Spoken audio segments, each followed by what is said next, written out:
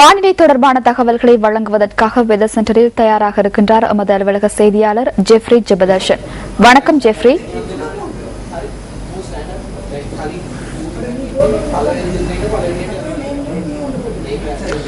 வணக்கம் சந்திரிகா. மீண்டும் நாங்கள் உங்களோடு இணைந்து கொள்கிறோம். வெதர் சென்டரில் இருந்து உங்களுக்கு தெரியும், நேற்றைய தினம் பெய்த கடும் மழை காரணமாக ஒரு குறைந்த அளவுதான் இந்த மழை பெய்திருந்தது.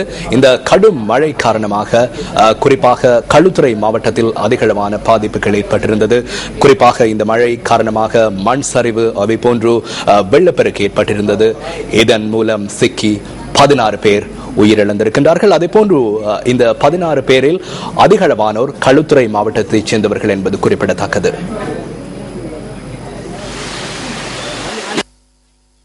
நேற்று மாலை பெய்த அதிக மழை காரணமாக களுத்துறை மாவட்டத்தில் மத்துகம, அகலவத்த, புலத்சிங்கள மற்றும் மிகஹதென்ன போன்ற பகுதிகளில் ஏற்பட்ட மண் சரிவு காரணமாக 11 பேர் உயிரிழந்துள்ளதுடன் ஒருவர் காணாமல் போயுள்ளார். மண்மேடு சரிந்து வீழ்ந்ததில் கித்துல்கொட பகுதியில் 9 வயது சிறுமி உட்பட 2 உயிரிழந்துள்ளனர்.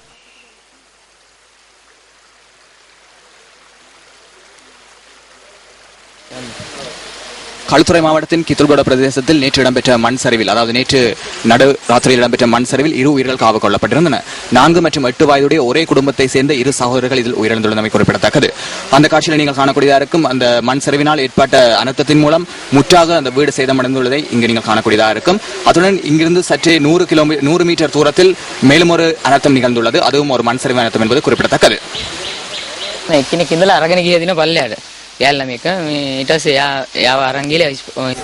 பாதிக்கப்பட்ட சிறுமி ஒருவரை அவதானித்தார்கள். அவரை வைத்தியசாலைக்கு அழைத்துச் சென்றனர். அதையடுத்து போலீசார் மற்றும் கடற்படையினர் இந்த இடத்திற்கு வருகை தந்து நிலைமைகளை பார்வையிட்டனர். அந்த சந்தர்ப்பத்தில் 3 மண்ணில் சிக்கொண்டிருந்தனர். அவர்களை வைத்தியசாலைக்கு அழைத்துச் சென்ற பின்னர் அவர்கள் உயிரிழந்துள்ளனர்.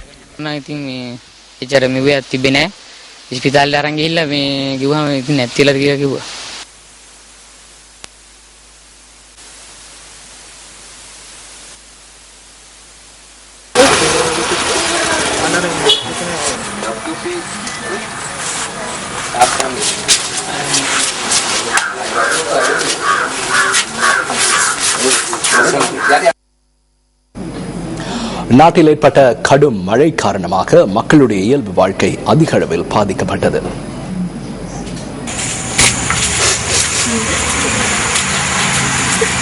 நேற்று பெய்த கடும் மழை காரணமாக ஏற்பட்ட வெள்ளத்தினால் மத்துகம, பதுகம பகுதியைச் சேர்ந்த 38 வயதான MH சமிந்த உயிரிழந்துள்ளார்.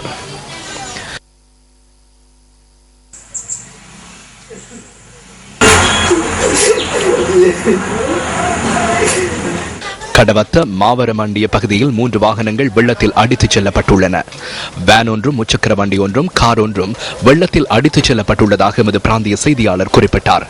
இருப்பினும் பிரதேசவாசிகளால் அவர்கள் காப்பாற்றப்பட்டுள்ளனர்.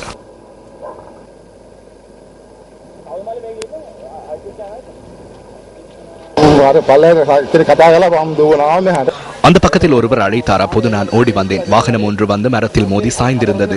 பெண் பிள்ளை ஒன்று உள்ளிட்ட 4 பேர் வாகனத்தில் இருந்தனர். பின்னர் தடியொன்றை கொண்டு வந்து மின்கம்பத்தில் பொருத்தி அதனூடாக சென்று அவர்களை காப்பாற்றினோம். முச்சக்கர வண்டியில் 2 இருந்தனர். அந்த பக்கத்தால் வந்த லாரியுடன் தடியொன்றை பொருத்தி முச்சக்கர வண்டியில் இருந்தவர்களையும் காப்பாற்றினோம். இதேவேளை ராகம ரயில் நிலையத்தை அண்டிய பகுதி நீரில் மூழ்கியிருந்ததோடு இன்று ரயில் போக்குவரத்தில் தாமதம் ஏற்பட்டது. ராகம ரயில் நிலையம் வெள்ளத்தில் மூழ்கியிருந்தமையால் ஒரு ரயில் மார்க்கத்தில் மாத்திரம் ரயில் போக்குவரத்து இடம்பெற்றதாக ரயில்வே கட்டுப்பாட்டு நிலையம் தெரிவித்தது.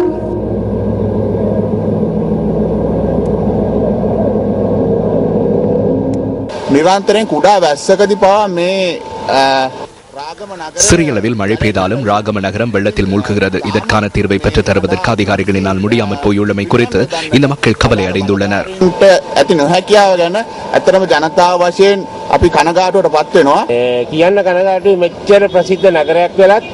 பிரபல நகரத்தில் பிரபல வைத்தியசாலை ஒன்று உள்ளது.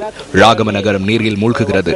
ராகமையை புனரமைப்பதற்கு எவ்வளவு அரசியல்வாதிகள் இருந்தாலும் இதை யாராலும் செய்ய முடியாது போயுள்ளது.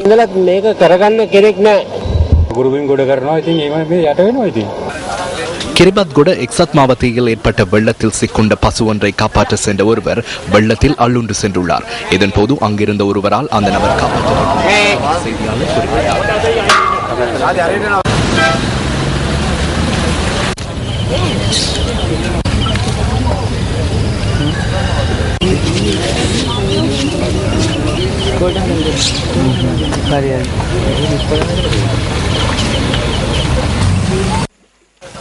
அளுத்கம மதுகம பிரதான வீதியில் வெலிப்பெண்ணை நகரம் வெள்ளத்தில் மூழ்கியுள்ளது.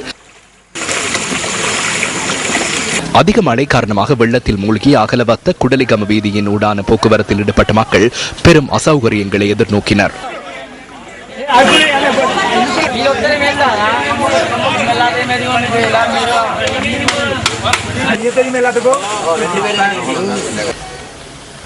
நேற்றிரவு முதல் பெய்த கடும் மழை காரணமாக காலி மாவட்டத்தின் கோனா பினுவல, பக்தேகம, அலுத்வெல, கிரிந்திவெல போன்ற இடங்களில் தாழ்நிலங்கள் வெள்ளத்தில் மூழ்கியுள்ளன.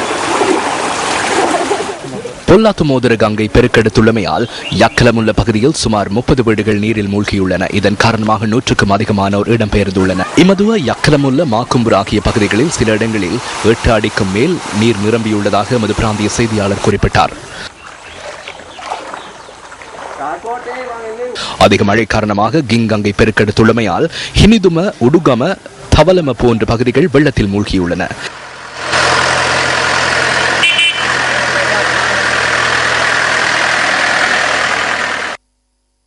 அதிக மழை காரணமாக மகரகம பிலியந்தலை வீதியின் அரவல பகுதி நீரில் மூழ்கியிருந்தமையால் அந்த வீதியூடான போக்குவரத்தில் தடை ஏற்பட்டிருந்தது.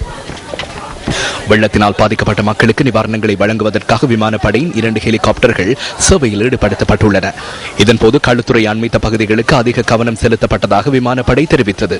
களுத்துறை மாவட்டத்தில் வெள்ளப்பெருக்கு மற்றும் மண் சரிவு காரணமாக பாதிக்கப்பட்ட மக்களுக்கு நிவாரணங்களை வழங்குவதற்காக ராணுவத்தின் 2 படையணிகளைச் சேர்ந்த 500 பேர் சேவையில் ஈடுபடுத்தப்பட்டுள்ளனர். மீட்புப் பணிகளுக்காக கடற்படையின் 10 குழுக்கள் சேவையில் ஈடுபடுத்தப்பட்டுள்ளதாக பிரிகேடியர் ருவான் வணிகசூரிய தெரிவித்தார்.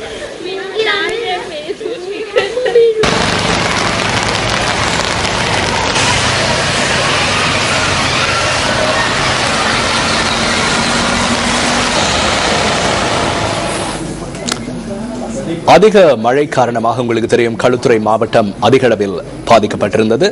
அந்த வகையிலே இன்றைய தினம் காலை வேளையில் களுத்துறை மாவட்டத்துக்கு எங்களுடைய அலுவலக செய்தியாளர் சிந்துஜன் சென்றிருந்தார். தற்போது சிந்துஜன் காலை தொடக்கம் தற்போது வரை களுத்துறை மாவட்டத்தினுடைய பல பகுதிகளுக்கு சென்று அங்குள்ள நிலைமைகள் தொடர்பில் ஆராய்ந்திருக்கிறார். களுத்துறை மாவட்டத்திலிருந்து சிந்துஜன் எங்களோடு இணையிருக்கிறார். அதே போல தாரணி எங்களுடைய அலுவலக செய்தியாளர் எங்களோடு இணைந்து கொள்கின்றார். வளிமண்டலவியல் திணைக்களத்திலிருந்து எதிர்வரும் நாட்களில் வானிலை மாற்றங்கள் எவ்வாறு அமைப்போகிறது தொடர்பான தகவல்களை வழங்குவதற்காக முதலில் நாங்கள் இணைத்துக் கொள்கின்றோம் களுத்துறை மாவட்டத்தின் மதுகம பகுதியில் இருக்கும் சிந்துஜனோடு. சிந்துஜன், காலை வேளையில் நீங்கள் நான் நினைக்கிறேன் ஒரு 10-11 மணி அளவில் நீங்கள் கொழும்பிலிருந்து புறப்பட்டு களுத்துறை மாவட்டத்துக்கு சென்றிருந்தீர்கள்.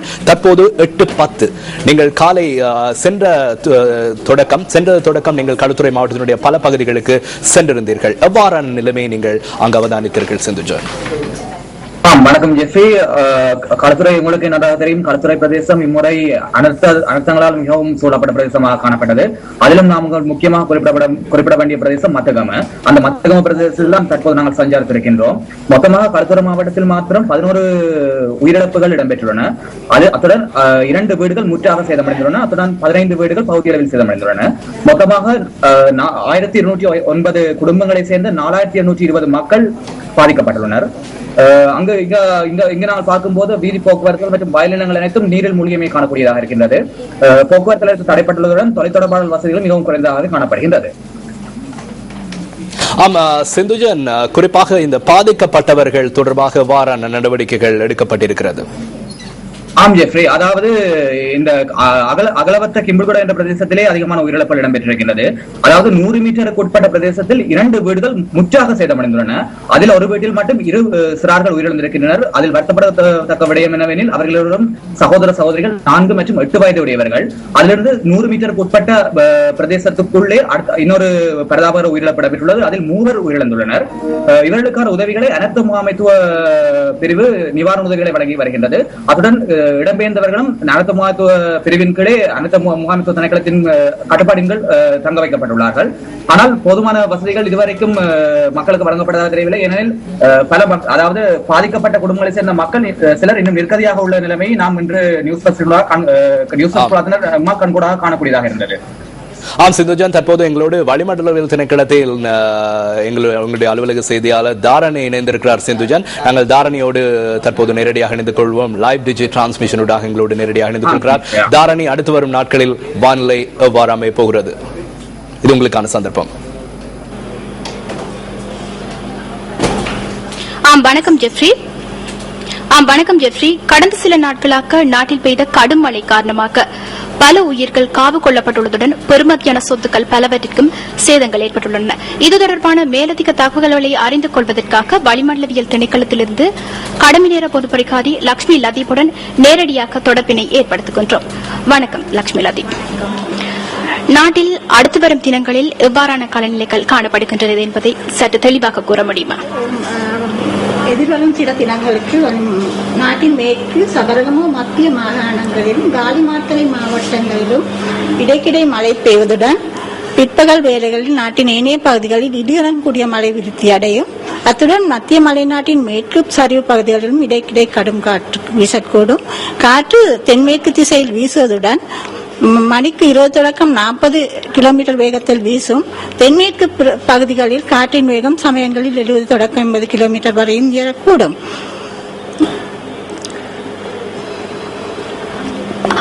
கடந்த இரவு மழை வீழ்ச்சி அதிகமாக பதிவாகி இருந்ததால் நாட்டில் சுமார் 16 உயிர்களுக்கு மேல் காவு கொள்ளப்பட்டுள்ளது.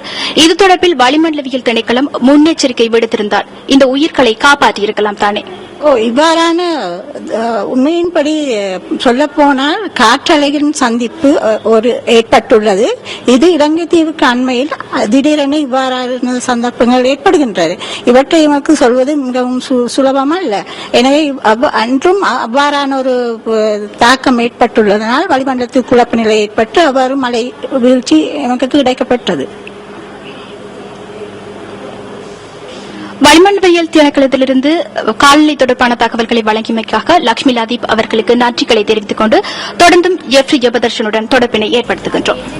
நன்றி தாரணை. வளிமண்டல திணைக்களத்திலிருந்து எங்களோடு தகவல்களை வழங்கியமைக்காக. அடுத்த 12 மணித்தியாலங்களில் கொழும்பு ஹமாந்தோட்டை ஊடாக பொத்துவில் வரையான கடற்பிரதேசத்தில் காற்றின் வேகம் மணிக்கு 80 கிலோமீட்டர் வேகத்தில் வீசக்கூடும் என்று வளிமண்டலவியல் திணைக்களம் எதிர்ப்பு கூறியிருக்கிறது. தற்போது நாட்டில் நிலவுகின்ற மற்றும் நிலவக்கூடிய வானிலை தொடர்பான தகவல்களை நாங்கள் சற்று முன்னர் உங்களுக்கு நாங்கள் வழங்கியிருந்தோம். அதே போன்று எதிர்வரும் நாட்களில் காலநிலை எவ்வாறு அமைய போகிறது இது தொடர்பான செய்மதி காட்சிகளை நீங்கள் அறிந்து கொள்வதற்காக www.newsfirst.lk என்ற எமது இணையதளத்திற்குள் நீங்கள் பிரவேசிக்கலாம். மீண்டும் அந்த இணையதள முகவரியை உங்களுக்கு தருகிறோம். www.newsfirst.lk இது எமது இணையதள முகவரி.